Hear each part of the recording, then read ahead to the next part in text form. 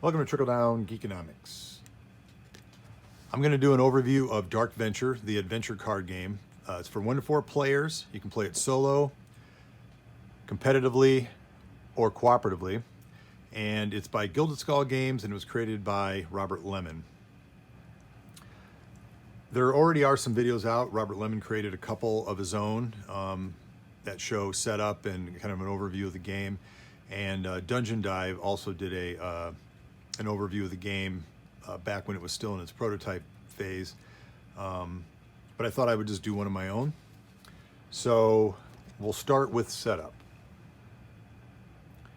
So they give you a nice little setup reference card here, and it shows you all the steps you have to go through to set up the game, as well as it also shows you the various phases that you go through with your hero each round. So everything is on this one card pretty much to get you going. So the first thing you're going to do is you have the nice little card mat here. You're going to separate your items, characters, and locations. So I've got those decks already separated out. And you're also going to have your heroic quests and your side quests. Got those already separated out, as well as I also have the Prime Ancients here too as well.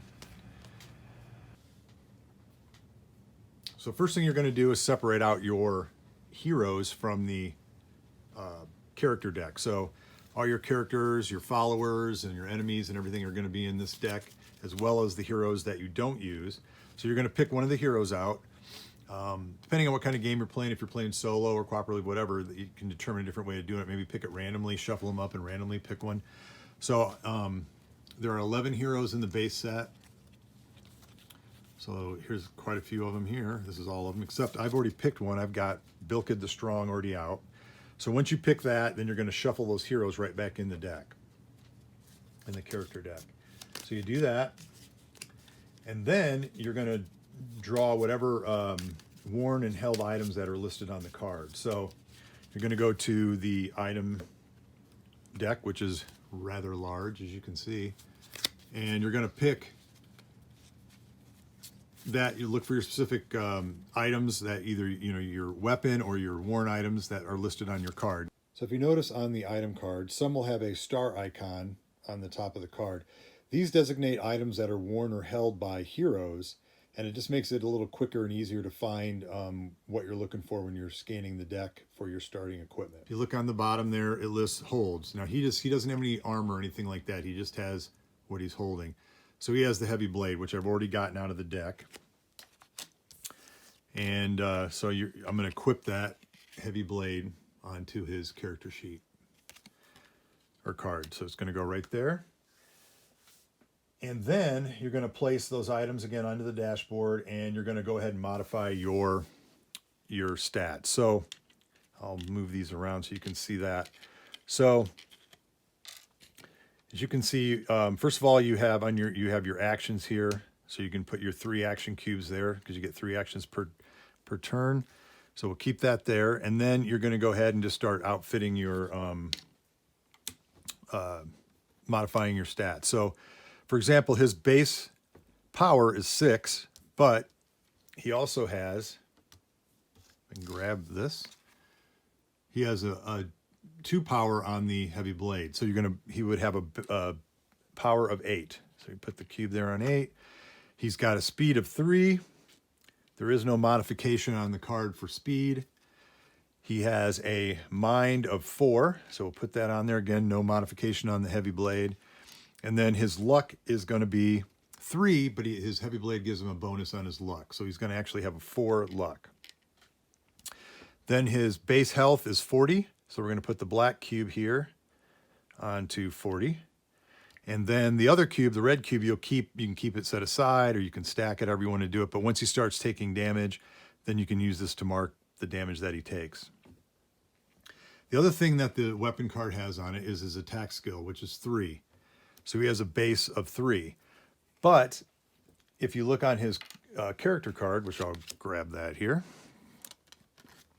his character card has power grip. So use any one-handed weapon in 2 hands for an additional 2 attack bonus, and it's a passive ability. So he does have that ability to do that because of his power.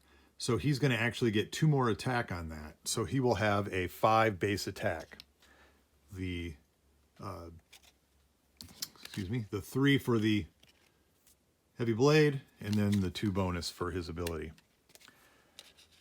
So that's his basic stat card all laid out and ready to go.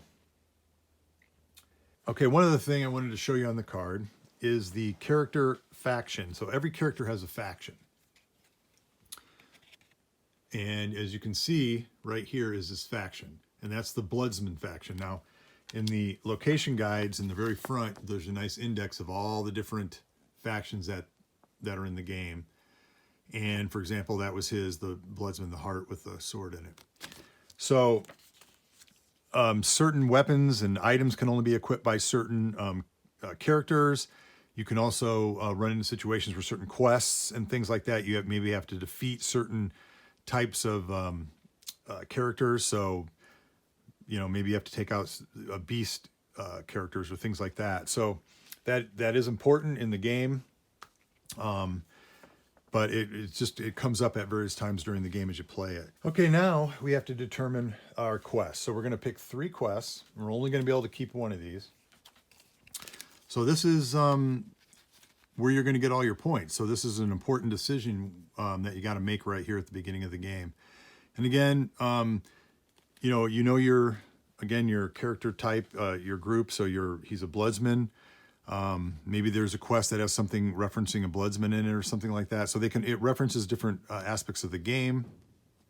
For example, this one has the capture a beast. So you'd have to look for enemy cards and things like that with the beast icon on it to determine if that would be relevant to your quest. And they all have a variety of points that you get if you complete the quest. So 5, 7, 1 to 6. This one is you trip over an arm of a half-buried man. You know him. He is Rake the Void, an evil sorcerer. So basically, what's it say here? You are encircled by a dark mist, lose 2 health now and at the beginning of each new round instead of gaining 2 health. Your hero or their follower must drop 6 items onto the ground, never to be picked up by your hero or followers again. Gain 1 quest point for each of the 6 items that are dropped. So in this particular thing, you're going to want to get a lot of items, and you're going to want to drop them. So you have to equip them and then drop them.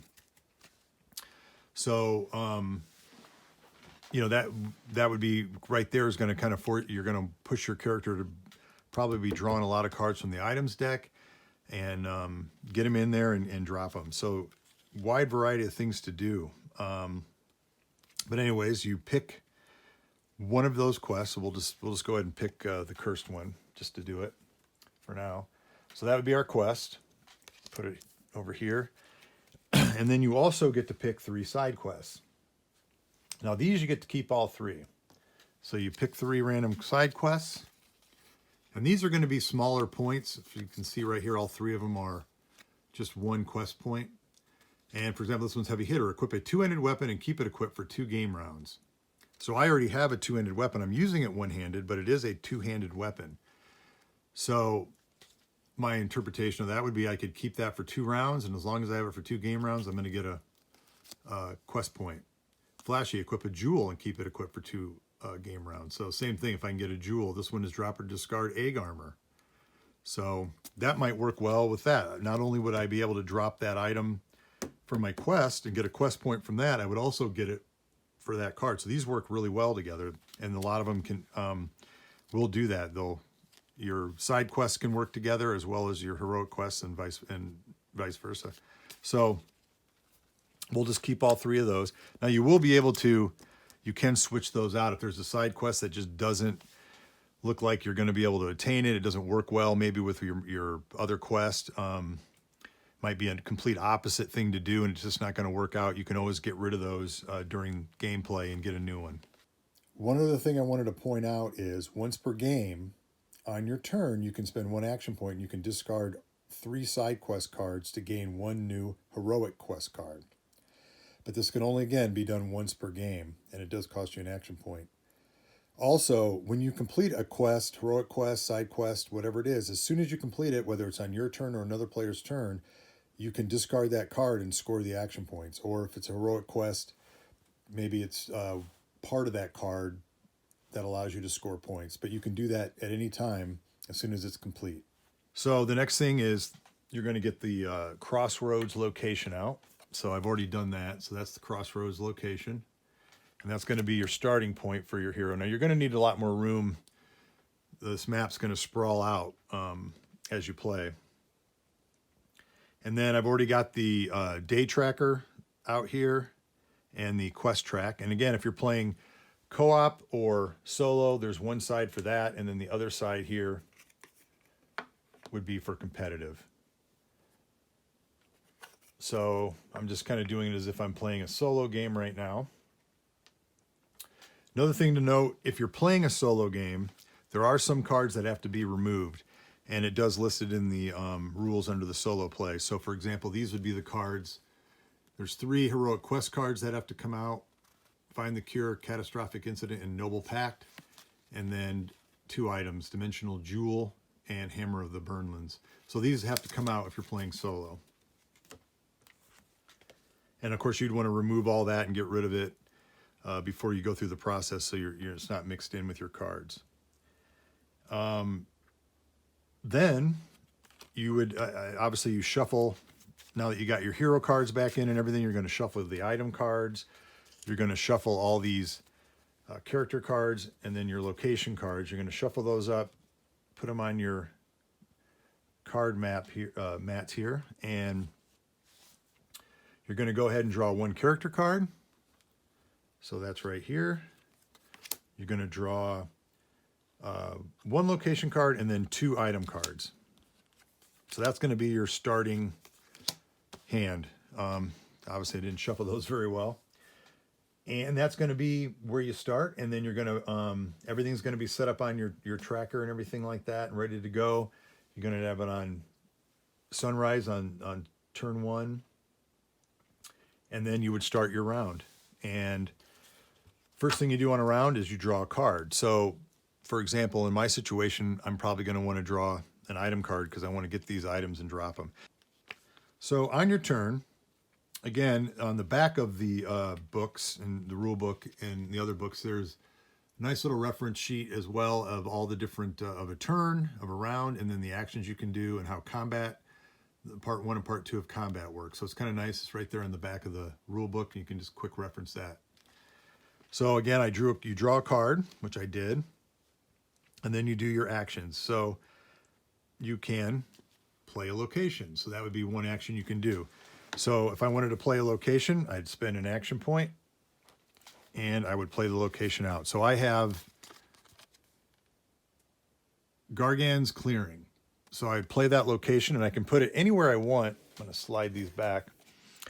As long as one of these areas here, the road areas, match up with another road area. And you can't block off another road area. So for example, I'll just put this right like that. So it matches right up there. Okay, there's one more thing I wanted to explain about placing a location onto the map. So our hero, Dead the Fierce, is at the waterfall pit. And he wants to play a location. And I have the Orpal Abattoir. So certain situations, you're just not going to be able to play the tile maybe the way you want to play it. For example, if I wanted to play this here, like that, so these match up, I can't do that. As you can see, it crosses over 2 other location cards, so I can't do that. The other situation would be, or the only other way I can play this, because I only have 2 access points here, would be this direction. Now it fits in here. I could play this, even though it dead ends into this other map location, because I still have right here, I still have 1 open map location. Now, for some reason, that particular location was not available. For example, let's say we had Plant Man's Castle there. Well, that's a dead-end location. There's no way out of that. So if that was there, I wouldn't even be able to play that there, because now I've completely shut off the map. There's no way to get out of this. This would be the entire map. So this would be an invalid placement as well. Now I would reference the location guide. Now there's 2 location guides that came with the game. They unlocked in Kickstarter. They unlocked a B. So we have 2 books, and you can reference either one. So it gives you more options and variability in gameplay, which is really nice. So let's say I go, grab this up again, and right there you'll see 4. That is what the blue, and the book is blue. You go to A or B, and you go to entry 4. And here it says right here, Gargon's Clearing. The path ahead looks distorted as if warped by heat. When a player's hero or follower enters this location, read action 22. So right now, that's all we know. That's the location. It's a description of it, but we haven't entered it yet.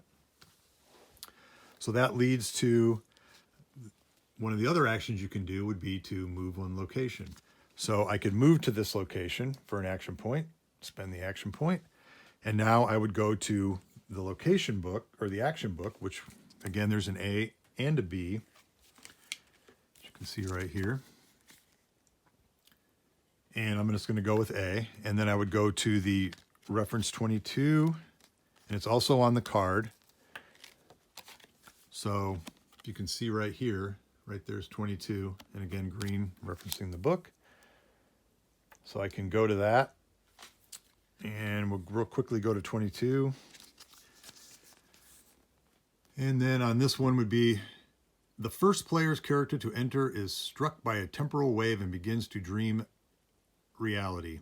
So the next thing you can do would be to play a character. So for an action point, you can play a character into an adjacent location. So you basically have 3 different types of characters. You have an enemy here. You have a follower. And you have another hero card that can be played. So for example, if we had the big nasty Grathorn in our hand and we wanted to play it, maybe we had our quest was to kill a beast monster, and he's a beast, part of the beast faction there. We would spend the action point and we would place his card out onto the board. And then we would get a tracker card. And so we have the nice little tracker cards here. And we would place a little health tracker card. Now they also have, and of course you would use the cubes to track your health. Now they also have health tokens. So you can also use these to keep track of health if you'd like, instead of using the tracker card, whatever you prefer. So if he had any equipment or anything like that that came with him, you'd also put that out. He has no equipment. And that would be it. You take his, as you can see on his card, he's get that in focus there, number 35. So you would get number 35, get his standee, and then you'd put him in the location. The other thing you can do, the other type of character to play would be a follower. Now, the nice thing that got unlocked in the Kickstarter are these follower dashboards right here. So they're very similar to the hero boards, just a little more condensed. So, for example, if we had Falca, the Ageless Child follower, and we wanted to play him so we could have a nice little follower to go along with us and help us through our quests. Again, you would do the same thing. You'd spend the action point. You'd play him into an adjacent tile. He's number 8 there. So we find number 8, and we'd put a standee out there. The other thing you have to do is he has starting equipment. So he holds the Blade Staff or Torgon's Edge. So we would put the Blade Staff out there with him. So this is his weapon. And then, of course, we would go through and set all his stats based on the weapon and everything. For example, he would have an attack of 4 and things like that. So similar to setting up your own hero. The difference is with an enemy, which we'll talk about combat in a second, If it was an enemy, and for example, the one we put out, he was an aggressive character. So he would be, as soon as you entered, you would be attacked. The follower is handled differently. You need to try to influence him to become part of your group. So if you can see here, it'll have the follower bolded out, and then that'll tell you what you have to do. So for example, for Falcon, on each turn in his location, roll a 2d6 and you add your luck. If 11 or better, he joins joins your hero. 7 to 10, he moves up to 3 locations away from you. 3 to 6, he engages your hero in combat.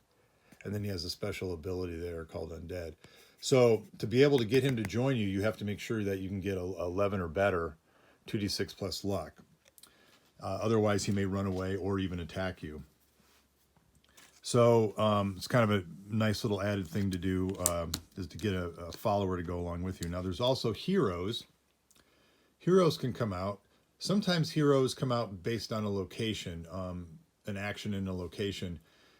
Hero will come out and you'll engage him one way or the other that way. Sometimes they'll be aggressive. Sometimes they'll be there to help you or provide something for you. But same thing, you'd put him out, you'd put his cards out, what he holds and wears, everything like you would do like a hero or a follower, and go from there. And again, you could engage him if you wanted to fight him. Maybe he's a certain character type, but that would allow you to get some benefit on a quest. But that's the different kinds of character cards that you can play during a turn. So I wanted to further explain characters coming into the game. Again, you can play a character from your hand into an adjacent map location. You can also, the location itself or an action of a location will bring various character cards into the game. When they come into the game, they will not do anything unless the card itself specifies. So, for example, if we played, say, the Orpal Wanderer came into play, as you can see, at the beginning of each round, you'd roll a d6.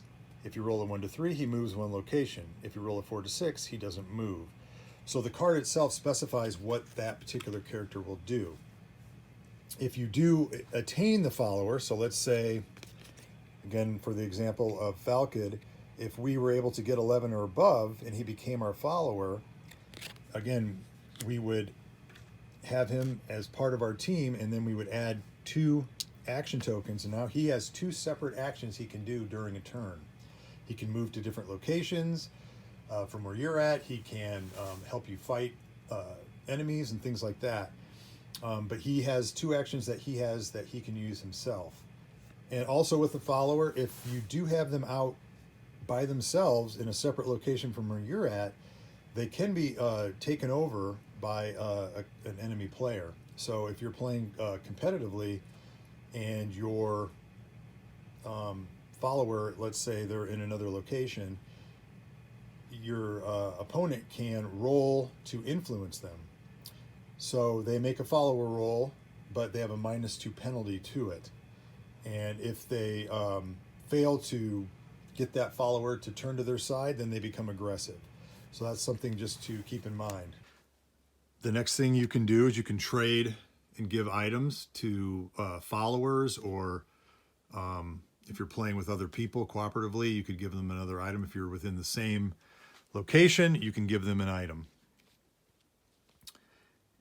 You can also pick up an item. Sometimes when you defeat enemies and things like that, items get dropped. You can pick them up and you can keep them. So the next thing you can do would be to equip an item. So I can take one card from my hands. For example, I've got the 2 med kits and I've got a cost knife, another weapon. I'm not going to use the knife because I've got my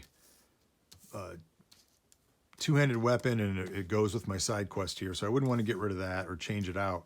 But I'm going to go ahead and put down a medical pack. So I can put that down for no action.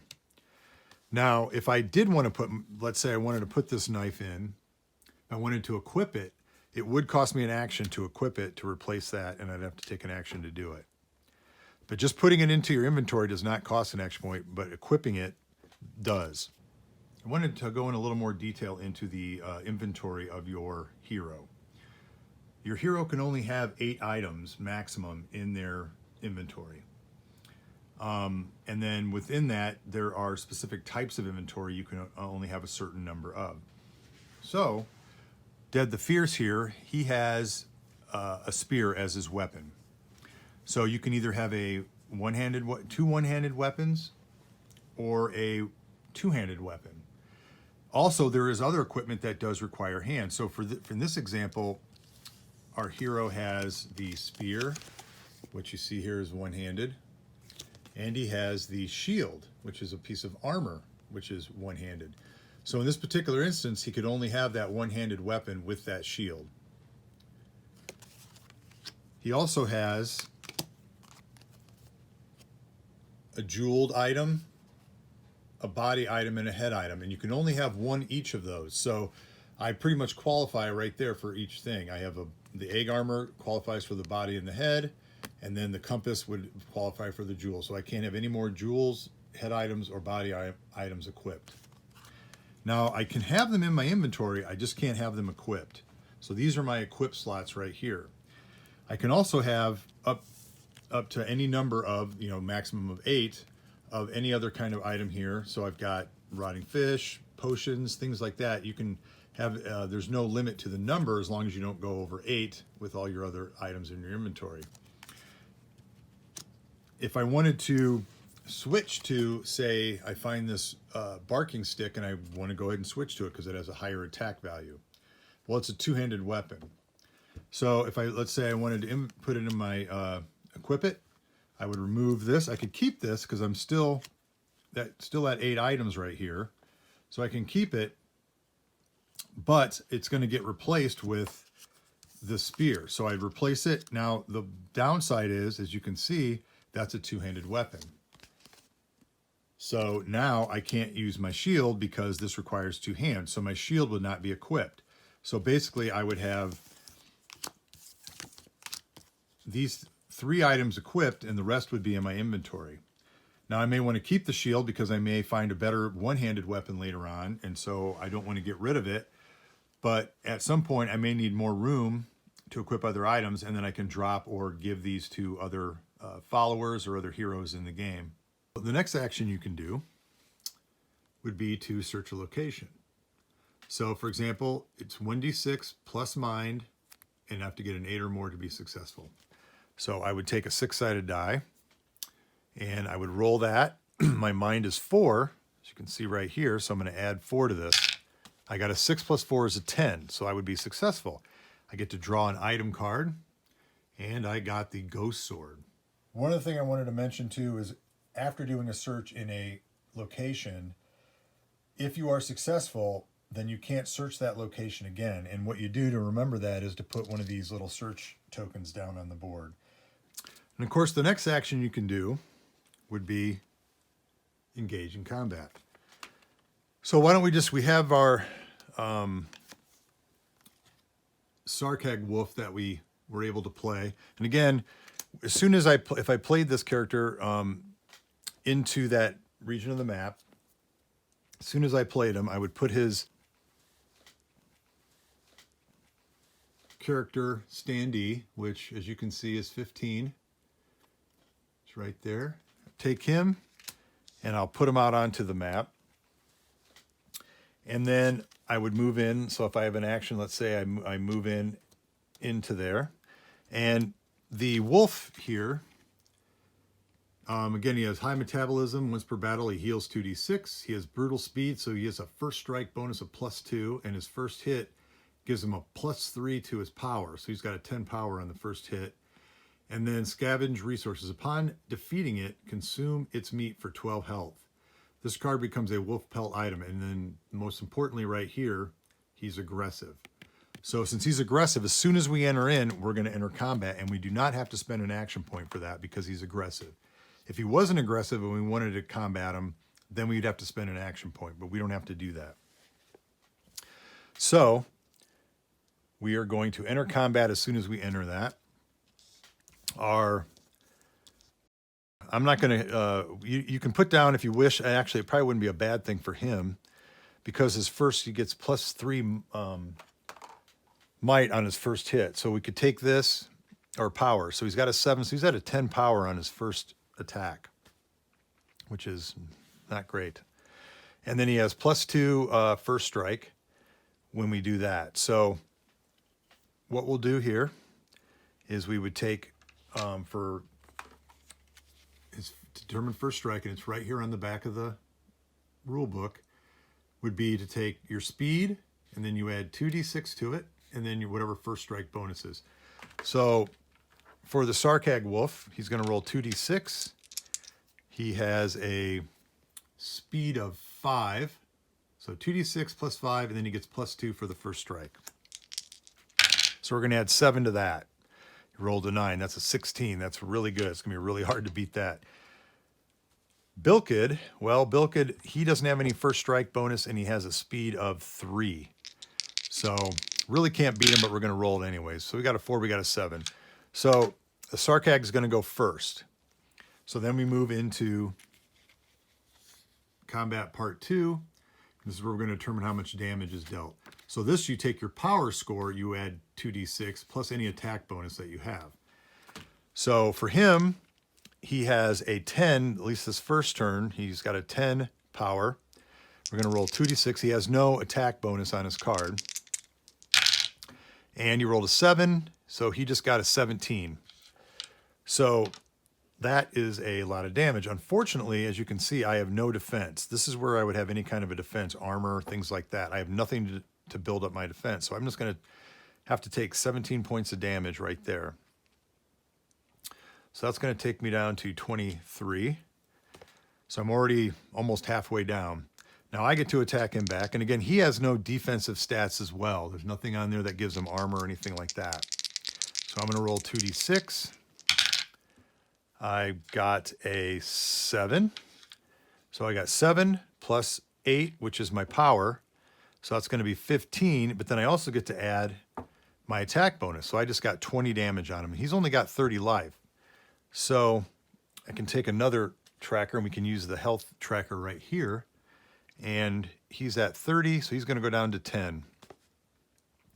So he's already taken a lot of damage. And we'll go ahead and put that there so we know where he started. So if I can survive this next attack, I should be able to take him out. So he will attack again. Now he's going to go down to 7 because he's already done his first attack. So his power is going to drop. So he'll roll. He only got a 3, plus the 7 is 10. So I'm going to take 10 damage. So I'm going to go down to 13. Attack him back. If I can get a good attack here, I should be able to take him out. And that's 6, plus 8 is 14, plus 5 is 19. Boom, I've just defeated him. Now, he doesn't drop anything. He has no items or anything like that, but I have taken him out.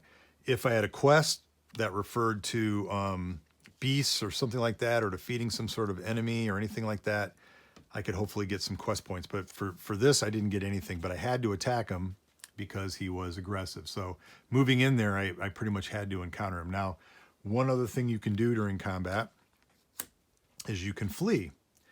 So if you want to flee combat, for example, let's say I was rolling poorly and I knew the next attack was going to take me out, I can flee. And what you would do is you'd take your speed, you'd roll 2d6, and you would roll that. And then you would also have the possibility or the capability of, let's say I had 2 action points left. For each action point I spend, I can add a die. So I'd have 2d6. Let's say I had 1, I got 3. So I'd roll 3. I got 8 plus my speed, which is 3. So I just got an 11 right there. And then the enemy would also do the same thing. Your enemy, but they just would have 2d6. He got a 4 plus his speed is 5. So we got a 9. So I would have been able to get away because I beat his score. So when you do that, you can move up to 2 locations away. So I could move here. If there was another location, I could move there away as part of that action. And if you still have action tokens left, you can continue moving. Let's say I didn't do that and I failed. I could spend I could do the action again. And when I spend that action, I still get to keep the dice that I rolled before. So I'd still get to roll 3. So I'd roll 3 again, and I got a 9, 10, 11, 12, and then he would roll, and he got so I would beat him again. So fleeing, there actually are some quests and side quests that require you to flee combat. So fleeing sometimes can benefit you because it can qualify for quest points.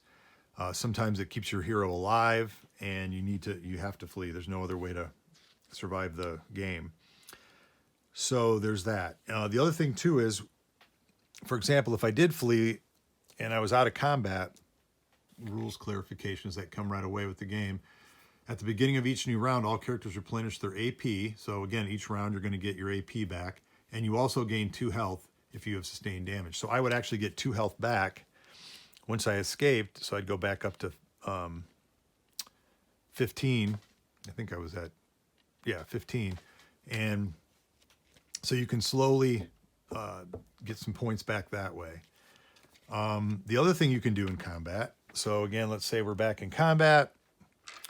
And I decided I got to heal. So let's say I was back down to 13. Before I attack, what I can do is I can say I'm going to use one of my items. So, for example, I got my health pack. When used, let's take a look at this. So, when used, heal 20 health and gain 1 AP. So this is great. So, not only do I get to use it, I can get an AP back. And there's no AP cost to use it. So, when I'm getting ready to roll my attack dice, what I can do is I can say I'm going to use that item. And then I would roll 2d6. Again, this is before rolling any dice for your combat. I got a 12. So there's 3 different levels for this. So if you roll a 2 or 3, your attack damage is going to be modified and reduced 2d6. So let's say I got a 2. When I roll my damage, so if this is my attack, I got a 9, plus 8 would be 17. Plus the 5 would be 22, and then I'd have to reduce it by 10. So now I'm down to 12. But I would be able to heal, and I would gain an action point back. So you're going to be able to use it. It's just going to modify your attack. But since I did succeed, and then, the second one would be 4 to 7. If I got a 4 to 7, then I would roll 1d6 and modify my attack by that. And then if I get an 8 to 12, which I got a 12, then you can equip the item and you can continue on combat as normal. So you can even change weapons. You can maybe you have a weapon that might work better against that particular type of creature. So you can switch it out. But this way I get 20 health back. So I'd be at 33 and I would get an action point back. And then I would discard that card. So you can use items during combat. You just have to use it before you actually roll your attack dice or your damage dice. Of course, in combat, somebody is going to lose. If it's not a hero, if it's a enemy character like the wolf, when you defeat him, he's going to be laid down flat and you've defeated him and he's dead. If he has items, the items would be, you'd keep the token there and you keep the items next to the card, and then that way you can move up to that and you can loot them. And you can loot 1 item per turn for 1 AP. So if the wolf did have an item or something with him, I could loot him and take that item. You can also drag a character. For example, you could drag their character to another location with you and it doesn't cost you any more AP to do that. But if you're a hero, you do not die, you fall unconscious. And so what you would do is you would roll for a consciousness roll, and you have to get a 15 or greater. So you're going to roll 3d6, and you're going to add your mind to that. So if I was unconscious, I'd roll that. I got 10. My mind is 4, so that's a 14. So I would not have succeeded.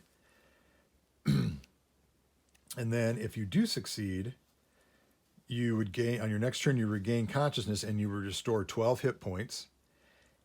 And you would also lose an AP, but you can immediately move 1 location. And you ignore any aggressive enemies in that current location. And then you can continue your turn. So it's kind of you wake up, you get away, and then you can keep going on. So if you failed your roll, your hero's still unconscious. So all you can really do is just keep trying and trying again to wake back up. At least you're not at a target. You won't be attacked. Nothing's going to happen to you. If you're playing competitively, they may take your items, but for the most part, you're just staying there until you wake back up. But again, turns are going to keep ticking on by, making it harder for you to complete your quests in the amount of time you have left. So that's kind of the main actions you can do during your turn. And again, when you've completed your turns, the sun token is going to move 1 hour. So it's going to keep moving up. And you're going to, again, if you're getting 2 health, if you've had any damage sustained, and you're going to replenish all your action points back up to 3. So you're going to slowly kind of heal as you go. Hopefully you have medical packs, things like that you can use as well. But there is, you do slowly heal that way. And then you're also, before that round ends, also you're going to check if you've completed any quest points, things like that, and you're going to modify the quest track. If you've completed anything, you're going to move them up on the quest tracker right there. And that's basically the main aspects of the game. There are some other things you can do, which we'll talk about here in a second. You can also, again, as you move on the tracker here, once you get to the meridian, turn 6, you do get to draw another heroic quest card. The other thing that comes with the game that kind of got unlocked during the Kickstarter is the Prime Ancients. And again, it's an optional expansion that you can play. And what you do at the beginning of the game is everybody's going to select one. Again, you can do it random, however you want to do it. There are 6 of them. And on the back of the card, it lists what you have to do to win that particular. So Orcus Chrono, the Ancient of Time, to win his favor, have 3 of these locations in play as part of the map. And then it lists all the locations. If you have any of those 3 in play, you get his favor and you flip the card. So now I'm going to get his divine power. So once per game, after you finish a turn, freeze time, take a second turn. Your characters can engage in combat on the second turn. So you basically get a free turn in the game, which is that's a great thing. So that's Dark Venture. So as you can see, you have to take advantage of every action on every turn, and it has to be focused towards getting those quest points. I found myself wanting to explore some of these locations and do different actions just to find out what was on the other side of a door or down in a pit. Maybe engage in a combat that I didn't really need to, just because it sounded cool and it'd be fun. But the downside is, if it didn't really apply towards my quest, I was wasting time. And time is really important and crucial in this game, and you have to stay focused. So again, every game you play is going to be different. There's so many different quests and side quests that it really makes it different every time, and then based on the hero you have and everything else. So you will eventually, playing this game over and over, you're gonna get to experience all the different aspects of the game. So stay focused on your quests and take advantage of your time, and you'll do just fine. So really fun game. I'm enjoying it a lot, and hopefully this helps. Again, anything that I goofed up or made mistakes, please let me know. See you later.